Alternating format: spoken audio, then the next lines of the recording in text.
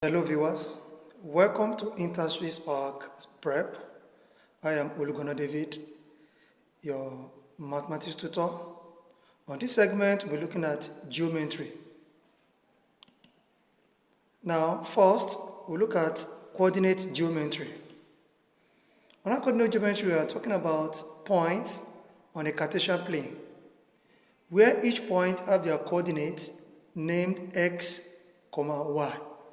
So when we have 2 points on the Cartesian plane, the first point we take the coordinate x1, y1, and the second point we take the coordinate x2, y2.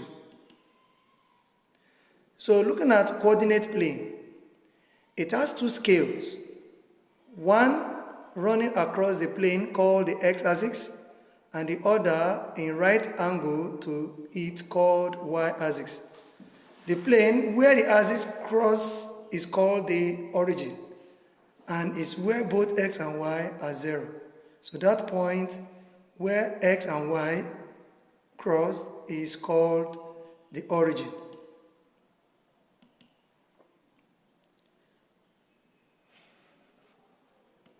So looking at this Cartesian plane, then we have the y-axis and also the x-axis. The y-axis is a vertical axis and the x-axis is the horizontal axis. And the point of origin is the point where x and y meet. Also, we have that origin too, y-axis and x-axis. Now, the x coordinate is called the abscissa, and the y coordinate is called the ordinate. So the x-axis and the y-axis divide the plane into 4 regions called the quadrant. So they are namely 1, 2, 3, and 4. These are the 4 quadrants in a Cartesian plane. So you can see it here in this picture. You have the first quadrant where x is greater than 0 and y greater than 0. In the second quadrant, x is less than 0, but y is greater than 0. And the third quadrant, x is less than 0, y also less than 0. While the fourth quadrant, we have x greater than 0 and y less than 0. And we have the summary of the quadrants. That's what you have in the table by the left. That's the summary of the quadrant. And by the right, we are to note that for every point on the x-axis, the value of y coordinate is 0. And also, from any point on the y-axis, the value of x is 0. Vice versa. So, point number 3 says that coordinate xy is not equal to coordinate yx. This can only be if x and y are equal. And the last point there says that a plane with a rectangular coordinate system is called the Cartesian plane. So all these are summary from the table shown in the previous slide. Alright, we are looking at distance between 2 points on the coordinate axis, where you have coordinate x and coordinate y. So the distance between 2 points on horizontal axis is x2 minus x1, and the distance between 2 points on the vertical axis, which is y-axis, is y2 minus y1. And we have it there that if 2 points lie on x-axis, then the distance between them is equal to the difference between the coordinates. Like I've said earlier, x2 minus x1 is the distance. Y also, in y, y2 minus y1 is the distance between the points on that axis. So in summary, to calculate the distance between 2 points on a plane, using Pythagorean's theorem, then we have the formula d, which is distance, equal to the square root of the square of x2 minus x1 plus the square of y2 minus y1, as you can see on the slide.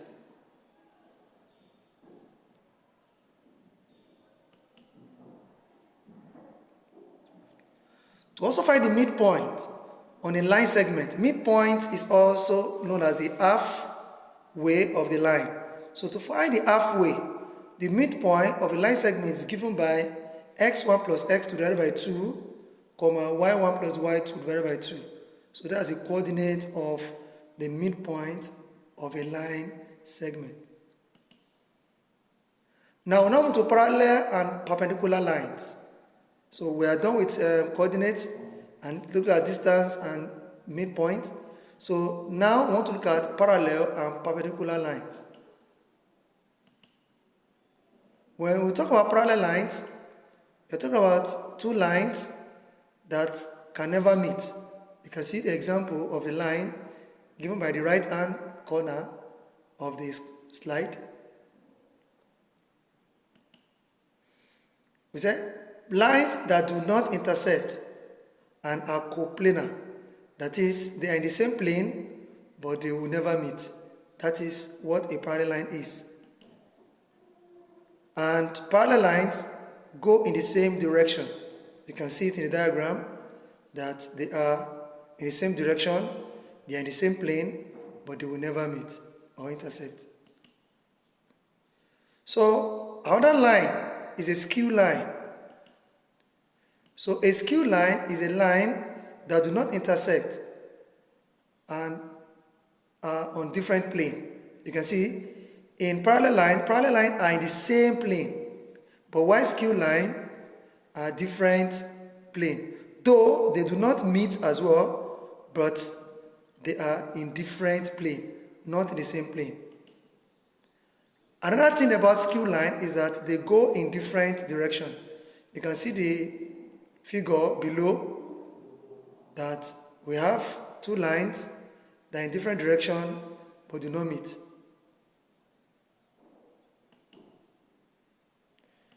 Now, the next one to look at is transversal. Transversal is a line that intersects two coplanar lines. That is, we have two parallel lines, and a line is drawn across the two parallel lines, so that line is called transversal. As you can see in the figure in the right top corner of the screen, so that is the line drawn on the two parallel lines is called the transversal. And when you have transversal between two parallel lines form different angles. One, interior angle. I talk about interior angle, angles that are between the lines. Interior angle. So, example of interior angles are angle 2, angle 3, angle 5, angle 6. So they are interior angle. So we also have exterior angle. Exterior angles are angles that are outside the line. So example of exterior angles are angle 1, angle 4, angle 7, and angle 8. These are exterior angles. Now, another characteristics of the transversal is alternate interior angle. When you say alternate interior angles on opposite sides of the transversal, they are interior, but they are on opposite sides. And these angles are equal. Example, looking at interior angle 2 and interior angle 5. You can see they are opposite sides of the transversal. So they are interior angle, but opposite side of transversal. So 2 and 5 are equal. Also, 3 and 6. 3 and 6 are also equal. You can see 2 and 5, 3 and 6. They are alternate interior angles of a transversal. So also we have alternate exterior angle. The exterior angles on opposite sides of transversal, they are exterior, like 4, 1, 8, 7. So to now look at the alternate exterior angle, they're talking about 1 and 8, also 4 and 7. 1 and 8, 4 and 7. These are exterior angles on opposite sides of a transversal. Now we now look at equations of parallel lines and equations of perpendicular lines. First, let's look at the gradient. The gradient of the line. The gradient of a line is also known as the slope of a line, and it's calculated by rise divided by run. You can see the rise. Rise is a change in y, while run is a change in x. So in a nutshell, we have the gradient of a line to be y2 minus y1 over x2 minus x1. So look at slopes of parallel lines. In a coordinate plane, two non-vertical lines are parallel if they have the same slope. That is, any two vertices are any two vertical lines are also parallel. So when two lines are parallel, that means that their slopes are the same. So you can see that m1 equals 2, m2 equals 2. So whenever they have the same slope, it means that the lines are parallel. The slopes of perpendicular lines. In a coordinate plane, two non-vertical lines are perpendicular if the product of their slopes is minus 1. So in this case of perpendicular line, the product of their slopes will be minus 1. For example, if m1 is 2 and m2 is minus 1 over 2, and so when you multiply the two together, it gives minus 1. So that shows that the lines are perpendicular. Then we'll now move to angles in a polygon. Now, what is a polygon? A polygon is a closed figure made up of straight segments. And in a polygon, we have diagonal. Diagonal is a segment that joins non-consecutive vertices, as you can see in this figure. The figure below is a polygon, a 5-sided polygon, and the red lines inside the polygons are diagonals.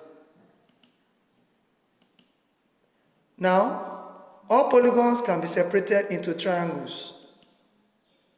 So using diagonal, you can see now that here we have a 5-sided polygon, and this 5-sided polygon has been separated to 3 triangles. So meaning that in a 5-sided polygon, we have 3 triangles. And the sum of the angles in the triangle is 180 degrees. So for pentagon, since we have 3 triangles, multiply triangles by 3. You see? So to now find the interior angles of a polygon, to find the number of triangles in a polygon, like for example, a pentagon has 3 triangles, that is 5 minus 2. So the number of sides in a polygon minus 2 gives the number of triangles. And when you multiply it by 180 degrees, which is the sum of angle in a triangle, it gives you the sum of angle in the polygon. So from there, we find the sum of the measure of the interior angles of a n-gon, that is n-sided polygon, as n minus 2 multiplied by 180 degrees. So that is the sum of angles in any polygon. So sum of the interior angles of a quadrilateral is 360 degrees, because quadrilateral can be divided into 2 triangles. So 2 times 180 gives 360 degrees. So that is the sum of interior angles of a quadrilateral. Then we have different types of polygons. One, we have equilateral polygons, where all the sides are equal. But that does not mean that the angles are equal. It's only equilateral. Only the sides are equal. Another one is equiangular polygon. Equiangular polygon is where all the angles are equal. And that does not mean that the sides are equal. Here, only the angles are equal. And the third one is a regular polygon. A regular polygon is both equilateral and equiangular. That is, all the sides and the angles are equal. So you must be able to differentiate between these three types of polygon. We have equilateral, we have equiangular, and we have regular. Now we have the exterior angles of any polygon. The exterior angle of any polygon is 360 degrees. So irrespective of the side, even the polygon is 1 million sides. So if the polygon has 1 million sides, so the exterior angle of that polygon is 360 degrees. So please take note of that. Now we'll go to right triangles and trigonometry. First, we look at Pythagorean's theorem. Pythagorean theorem. In a right angle, a square plus b square is equal to c square, where a and b are the lengths of the legs and c is the length of the hypotenuse. So this formula is known as the Pythagorean theorem. So if you have these two diagrams and you have to find the Pythagorean to find the value of x using Pythagorean theorem, what you need to do is to find the hypotenuse first. So the first diagram by the left, the hypotenuse is 5. Then to find x, so 5 square will be equal to x square plus 3 square. And from there, x will be the square root of 25 minus 9, which is 16, square root of 16, and that is 4. That is for the first diagram by the left. And by the right, we are given the hypotenuse to be x. So from there, our x square will be 6 square plus 4 square. So x square will be 36 plus 16.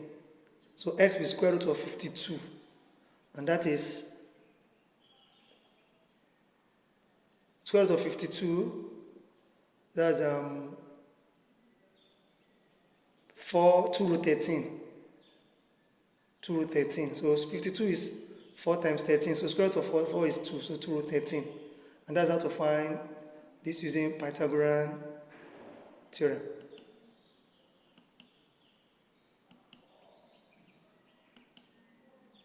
Then we have Pythagorean triple. That is a set of 3 numbers that makes a Pythagorean theorem. That is a set of 3 numbers that makes a right angle. That's it. You can see a set of 3 positive integers that satisfy the Pythagorean theorem is called Pythagorean triple. And the set are the number below. You can see these numbers. These are the basic examples of a Pythagorean triple. You can see the set of 3, 4, 5, set of 5, 12, 13, set of 8, 15, 17, set of 7, 25, 7, 24, 25, and so on and so forth. So we just have these 4 basic examples, and when we find a multiple of each of these sets, then we have a Pythagorean triples.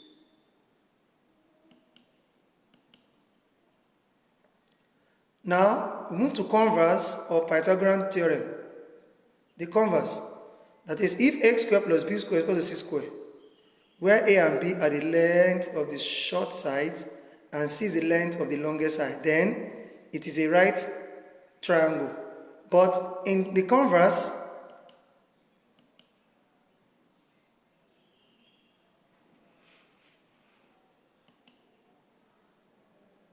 so we have special right triangles.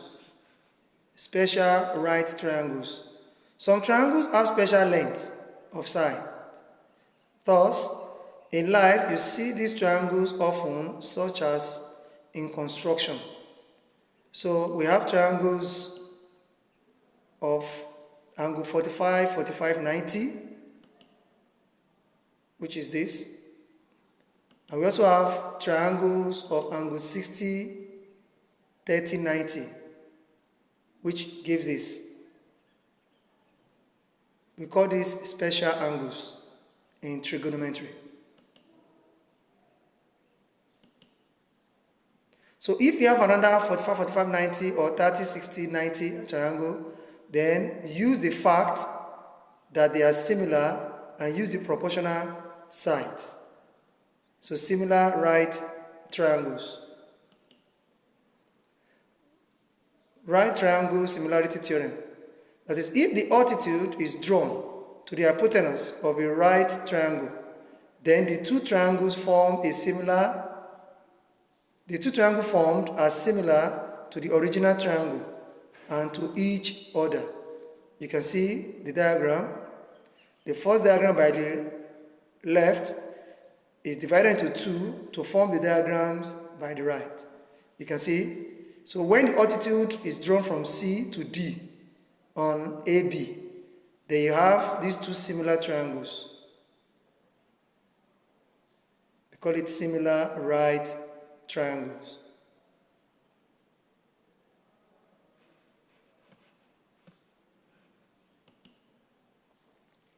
Then identify the similar triangles, then find x. Now to identify the similar triangles, here we have three similar triangles. First, we have EGF. Second, we have HGF. And third, we have GEH. You see? To find x, so you can find x from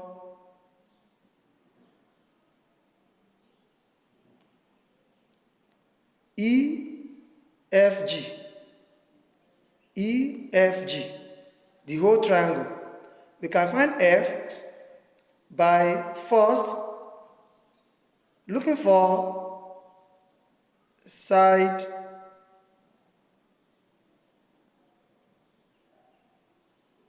using similar triangle.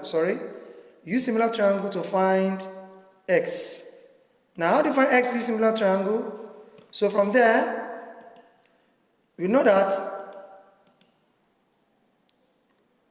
EGF is similar to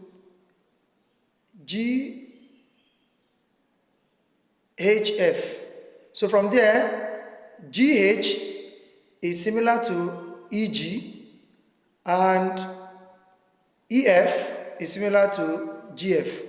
So that means that 3 over x is equal to 5 over 4. So when you solve this, you are going to have 3 over x is equal to 5 over 4. So from there now, our x now is 12 over 5, which is 2 over 5, or 2.4. That's the value of x. So, we have what we call geometric mean. If you remember, we have discussed the geometric mean in statistics. So let's talk about geometric mean. Geometric mean of two positive numbers, a and b, is a positive number that satisfies a over x equal to x over b, where x is a common ratio. So from there, x now is the square root of ab. And to find the geometric mean of two numbers, you have square root of AB. Take for example, the geometric mean of 8 and 10, that is square root of 8 times 10. That will give us 4 root 5, which is same thing as 8.9 in one decimal place.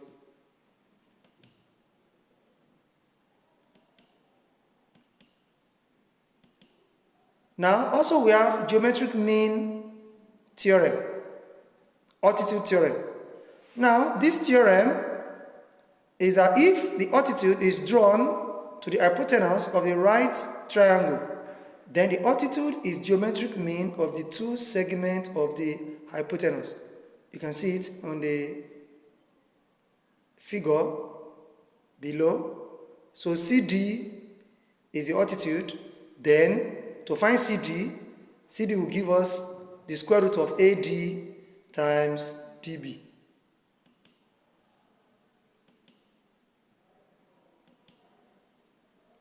Also, we have geometric mean, that is leg theorem. The first one was altitude theorem, this one is leg theorem. Here we have that if the altitude is drawn to the hypotenuse of a right triangle, then each leg is the geometric mean of the hypotenuse and the segment of the hypotenuse adjacent to that leg. That is, looking at triangle ABC with C at right angle.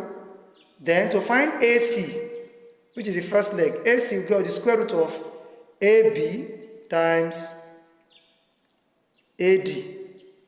Then BC, which is second leg, we give the square root of AB times DB. You see that is the geometric mean leg theorem. So now we move to sine and cosine ratio. So in a right angle triangle of angle A, where you have the opposite leg, the adjacent leg, and the hypotenuse. So sine A is opposite leg over hypotenuse. Sine cos A is adjacent leg over hypotenuse, and tan A is opposite leg over the adjacent leg. So here we take us to the general ratio known as SOHCAHTOA in trigonometry. You can see there, SOHCAHTOA. Taking the diagram below as example, find sine x, cos x, and tan x. Don't forget, sine x is opposite leg over hypotenuse. So opposite leg is 8, the hypotenuse is 17. So 8 over 17. The adjacent leg, that's 15, and the hypotenuse is 17. So cos x is 15 over 17. While tan x is the opposite leg over adjacent leg, that's 8 over 15. Now, we now move to complementary angle. So sine of an angle is equal to cos of the complementary. What's complementary? Complementary angle is when the sum of two angles give 90 degrees. So this sum of two angles, for example, if you have sine A, what can make sine A 90 is 90 minus A. So sine A is same thing as cos 90 minus A. And y cos A is also sine 90 minus A. So you can have it there. So example given that to write cos 68 degrees in terms of sine. So you just subtract 68 from 90, then now give us sine 22 degrees. So that is the complementary angle of cos 68 degrees. So when you check true before table and look for cos 60, value of cos 68 and value of sine 22, you will see that they will have the same value because they are complementary.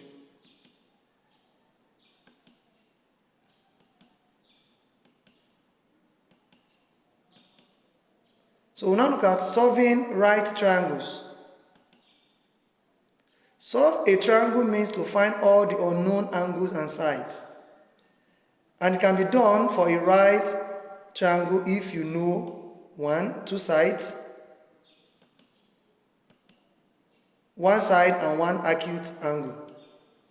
Now you can use cosine, sine, and tangent, Pythagorean theorem, and angle sum theorem to solve this. Now, for example, let's look at the inverse of trigonometric ratio. The inverse. Used to find measures of angles when you know the sides. That is, when you know the side, you can find the cos inverse, you can find sine inverse, you can find tan inverse.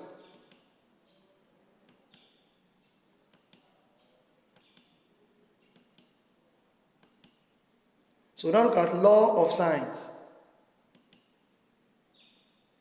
So we have a triangle ABC of height h. From the area of triangle, which is half base times height, our sine A from triangle AB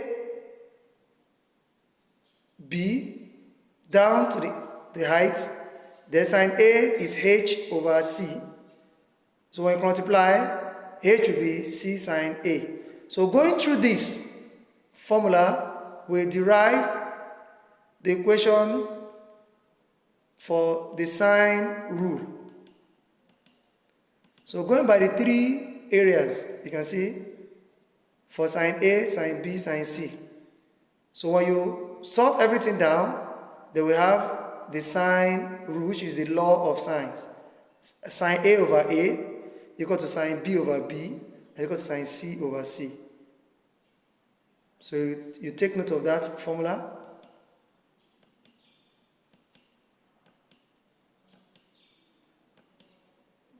So now the law of cosine. To find the law of cosine of any side, if you are looking for side A, we use a squared equals b squared plus c squared minus 2bc equals a. If you are looking for side B, we have b squared equals a squared plus c squared minus 2ac equals b. If you are looking for side C, we have a squared plus b squared minus 2ab equals c. So then we will go to circle geometry. So line and segment that intercept circles. 1. Circle all the points a given distance from the central point in a plane, named by the center. So we have the radius. Radius is the center, the distance from the center of the circle to the edge of the circle. We have chord. Then chord is a line that joins 2 points on the circle. So that is the chord. And diameter is a chord that goes through the center of a circle. That's the longest chord in a circle. Is diameter. So diameter is 2 times r.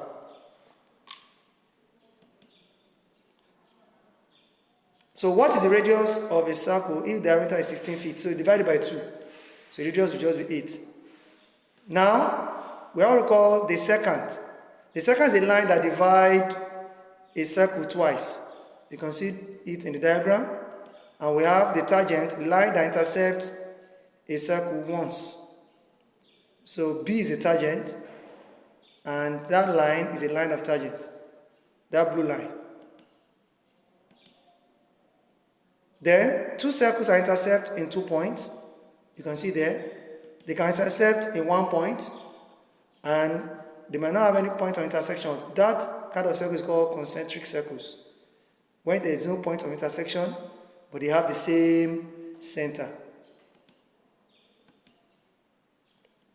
Then we have tangent line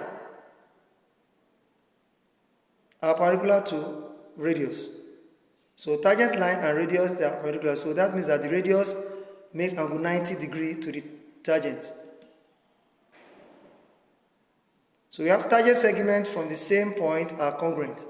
So tangent segments of the same point are equal. That's the meaning. It means that they are equal.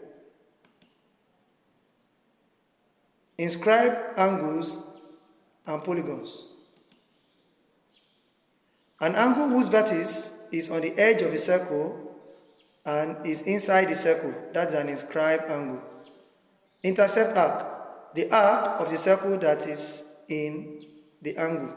You can see there, inscribed angle and intercept arc in the diagram below. Now, the measure of an inscribed angle is half the measure of the intercepted arc. You can see. So that means an intercepted arc is more than inscribed circle. Divide intercepted arc by 2 to get inscribed circle. So if 2 inscribed circles, or if 2 inscribed angles of the same or congruent circles intercept congruent arcs, then the angles are congruent, that is, they are also equal. You can see the diagram by the right. So if an inscribed angle of a circle intercepts a semicircle, then the angles is a right angle. That's the theorem. If the quadrilateral is inscribed in a circle, then the opposite angles are supplementary. So you have angles outside the circle theorem. You can see it. You can see that to get A, you multiply that. So the value of A now is angle KH minus, to find the angle at the center is angle KH minus angle FG. That arc, the angle formed by FG and the angle formed by KH, when you subtract it, so angle formed by KH is 44, the angle formed by G is A. So A minus 44 divided by 2 is the angle formed by that triangle. The 2 seconds, which is 30 degrees. When you solve it down, as you can see here, in this solution, our A is 104 degrees.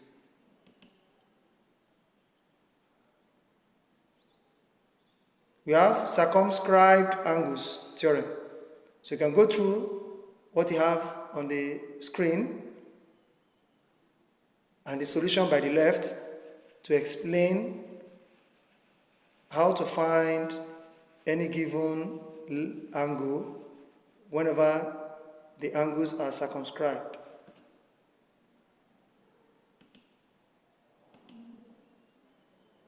So now we move to the equation of a circle. Now, the equation of a circle is given by x minus h all square plus y minus k all square equals to r square, where h and k are the center and r is the radius. So that is how to find the equation of a circle. Then go to circle theorem. In circle theorem, let's look at these properties of a circle. 1, the center. You can see the center, then the radius, that's the radius of a circle. Then we have diameter, that's the line, the longest chord. Then we have circumference, that's the edge is round the circle. Then we have the chord, which is any two points, the line joining any 2 points on the circle. Then we have the tangent, the line that passes through 1 point on the circle. We have the arc, that's the path formed by a chord. Then we have the minor sector. Then we have the minor and major segment. All these are properties of the circle. Then talk about the fact. Isosceles triangle. That is when 2 sides are equal. R. Then the base will also be equal. And to find the third angle is the sum of the base subtracted from 180 degrees. Tangent and radius, we discussed that earlier, that is at right angle. 2 tangents, we are told that they are equal. So the 2 sides are equal, that's it. The chord. The line drawn from the center of the circle bisect the chord and also perpendicular to the chord. So you can see that they are equal and also perpendicular. Then double angle. That is the angle at the center is twice the angle at circumference. You can see the diagram. At the circumference we have 50 degrees, center we have 100 degrees, so it's twice of it. Here too, the angle formed by a semicircle is right angle. You can see that it forms angle 90.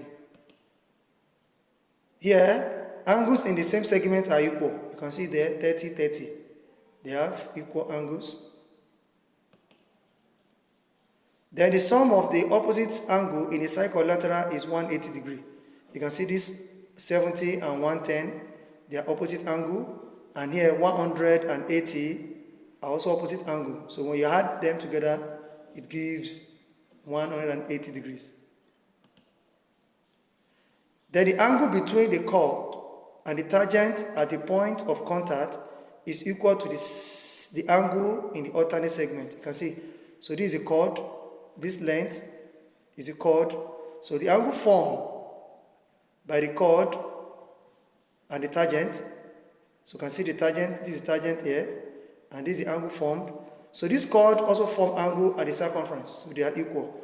We call it alternate segment. So this angle and this angle are also equal.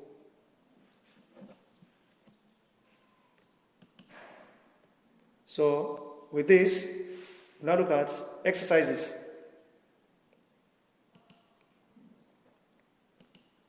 Now, the first one is if tan theta is 3/4, then the value of sin theta plus cos theta is, now how do you solve this? Let's look at the solution to this. You can see that our tan theta is 3/4. We can also assume that this 3/4 is opposite over adjacent, based on what you have learned previously. So from there, our opposite, which is 3, plus adjacent, the square from Pythagorean theorem. So the hypotenuse square equals opposite square plus adjacent square.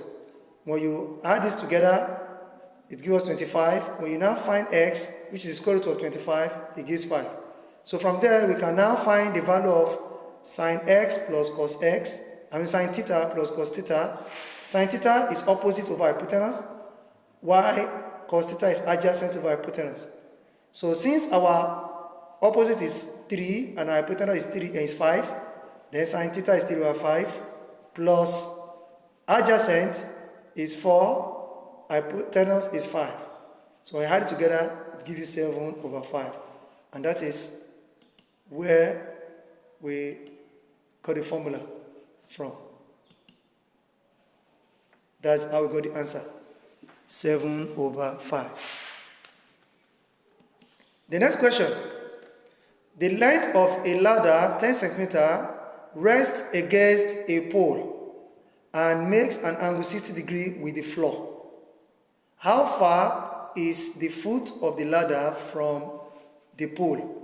Now, to solve this question, what you have to do is, first, let's assume that this is the ladder and this is the pole. So the ladder rests on the pole and form angle 60 with the floor. So it makes right angle to the pole. So going by the trig ratio, so here is our hypotenuse, here is our adjacent. So adjacent over hypotenuse is cos. So cos 60 is adjacent x over hypotenuse 10. When you find cos 60, you have 1 over 2 equals x over 10, because that is a special angle. So when you clear the fraction, here we have 2x equals 10. Our x is 5. So that means that the foot of the ladder is 5 centimeters away from the pole. So that is that. Then question 3. The bearing of a point A from another point B is 54 degrees. Calculate the bearing of B from A. So to solve this, then we'll have, this is B. The bearing of A from B is 54. You can see that. So from B is 54 degrees. So to A, this is A. And you know, this 54 and this 54, they are alternate angle. Alternate angle. So from there, to now find the bearing of B from A is from the north of A down to this point. So from here to here is 90, another 90, then 54. So to now have the bearing of B from A, now be 90 plus 90 plus 54. And that is 234 degrees. So that is how to find the bearing of B from A.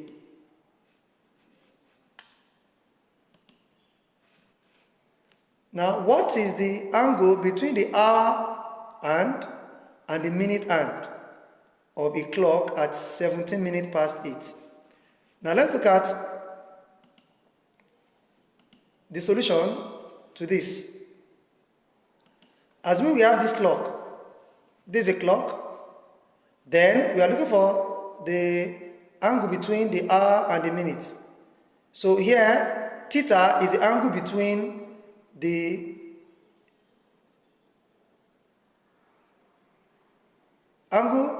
hour hand and the minute hand.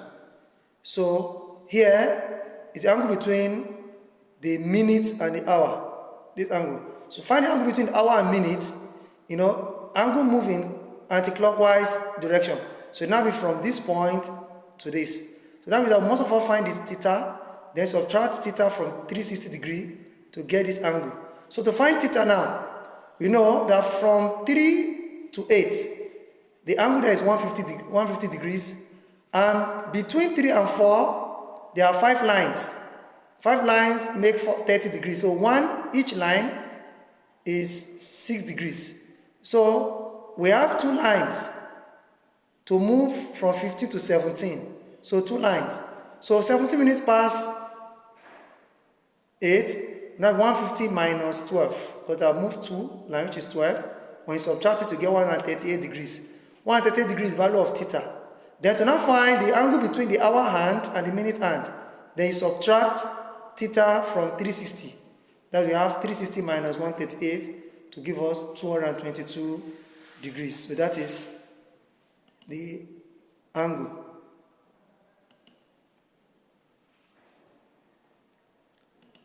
Now the next question, 2 angles are supplementary and have a ratio 2:4. What is the size of the smaller angle? And when I say supplementary, that means that when the sum of 2 angles is 180 degrees. So 180, that's supplementary. So that means that let the angles be x and y. So x plus 2 is 180. So x takes the smaller ratio. So the smaller will now be 2/9 times 180 degrees. You see that? So that will give us 40 degrees. So the smaller angle is 40 degrees.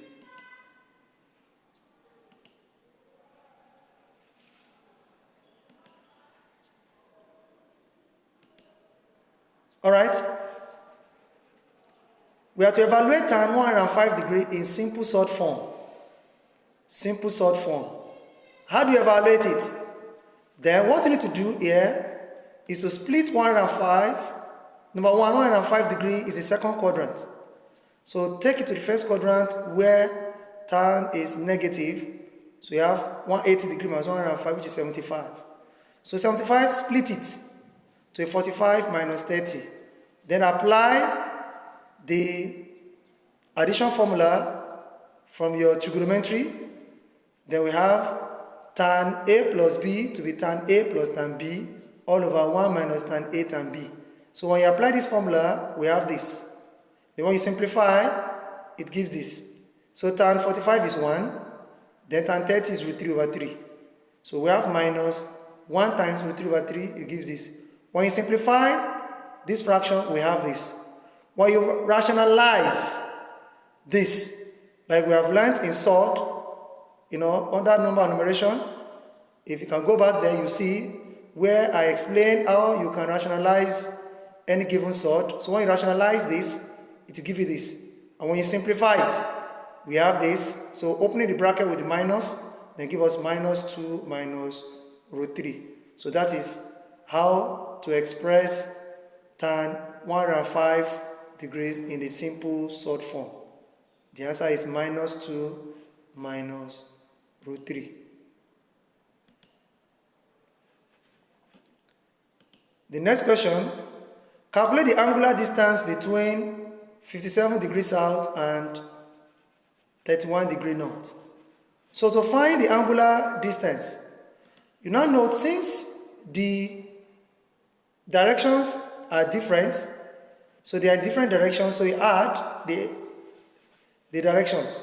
So 37 degrees north, south, and 31 degrees north. So they are in different directions, so you add 57 to 31. So 57 plus 31 gives 88. So the answer, the angular distance, will be 88 degrees.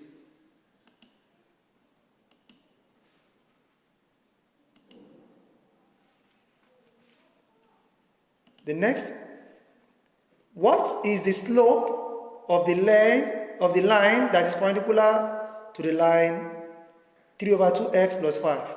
Don't forget what we discussed about perpendicular, that when the product of the two slopes or gradient gives minus 1.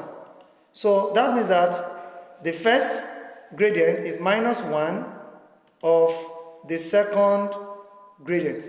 So going by the equation y equals 3 over 2x plus 5, then we have to relate this equation to the general equation y equals mx plus c. So that mx plus c, when you compare, you see that our m is 3 over 2. So m is 3 over 2, and that's why we have it there that m is 3 over 2. So and don't forget the condition for perpendicular lines. That is, the gradient of the other line will minus 1 over the gradient of the first line. So the other line we are looking for will minus 1 over the gradient of this line. And what's the gradient of this line? 3 over 2. So to now find the slope, that minus 1 over 3 over 2. When you simplify this, that's going to give us minus 2 over 3. And that is the gradient of that perpendicular line. The line that is perpendicular to this given line. The next question, find the midpoint of minus 3, 22 and 8, 2. To find the gradient, so the gradient of minus 3, 22 and 8, 2 is going by the coordinate, the midpoint. To find the midpoint, midpoint is x2 plus x1 over 2, y2 plus y1 over 2. So from there, we have the point minus 3, 22, which represents x1, y1, and 8, 2 represent x2, y2. To now substitute the value. So midpoint, sorry, this should be an error. So midpoint, yes, because our x is minus 3, so minus times plus is minus, yes. So that is minus, so we have 8 minus 3, then divided by 2, then comma, y2, which is 2, plus y1, which is 22, divided by 2. So 8 minus 3 is 5 over 2, then 2 plus 22 is 44 over 2. When you simplify, to give you 2.5, 22. So that is the midpoint of that line of coordinates minus 3, 22 and 8, 2. Then the last question is, find the perimeter of a regular hexagon whose area is 24 root 3 units square. 24 root 3 units square. First thing is to know the area of a regular hexagon. What's the formula to find the area of a regular hexagon? That's 3 root 3 over 2 s square. 3 root 3 over 2 s square. You can see area of a regular hexagon. 3 root 3 s square all over 2. And we are given the area to be 24 root 3. So 24 root 3 equals 3 root 3 s square over 2. So by reducing both sides, 3 can go in 24 8 times, and root 3 can take care of root 3. So from there, and when you clear the fraction, 2 multiplies 8 to give 16, so x squared will equal to 16. Then s will be square root of 16. So s square root of 16, then we have s to be 4. Then to now find the perimeter. The perimeter of a regular hexagon is 6s. So since our s is 4, just multiply 6 by 4. Then it will give us 24 units. So 24 units is the perimeter of regular hexagon. So we also have perimeter of different polygons. So I will advise you to check your textbooks and get the perimeter of different polygons. We have the triangle, we have the quadrilateral, we have the pentagon. Though we have discussed area and perimeter of the triangle and quadrilateral under mensuration. If you can just go back to mensuration, you see that. But for other polygons like heptagon, pentagon, hexagon, nonagon, decagon, and so on and so forth, so you can get the perimeter and the area from your textbooks. Or better still, you can go online, just Google it, and then you will get the perimeter and also the area of such polygon. So with this, we have come to the end of our lesson on geometry. So in our next segment, we're looking at statistics and probability. Until then, I will advise everyone to keep solving mathematics, go to your textbooks, consult different materials, and solve more questions on geometry using what you have learned today, what you have learned in this segment, to solve as many questions as possible. So until we meet again in our next segment, talking about statistics and probability, I wish you all the best, and I say keep solving mathematics. Bye for now.